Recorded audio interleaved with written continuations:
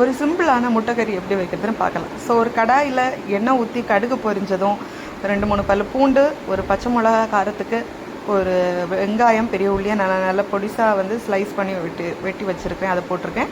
அதுக்கு கூட ஒரு தக்காளியும் போட்டு நல்லா வதக்கியிருக்கேன். ஸோ அதுக்கு கூட கொஞ்சமாக 1/4 ஸ்பூன் மஞ்சள் பொடி, ஒரு 1/2 ஸ்பூன் வந்து மிளகாப்பொடி. நம்ம ஆல்ரெடி பச்சை மிளகு சேர்த்துருக்கிறதுனால எக்ஸ்ட்ரா ஆட் பண்ண வேண்டாம். ஸோ இது வேகிறதுக்காக கொஞ்சம் தண்ணியை ஊற்றி நம்ம வந்து வேக வைக்கணும். இதுக்கு கூட கொஞ்சம் கரம் மசாலா, கொஞ்சமாக வாசனைக்காக சிக்கன் பொடி, ரெண்டையும் போட்டு நல்லா மிக்ஸ் பண்ணிக்கணும்.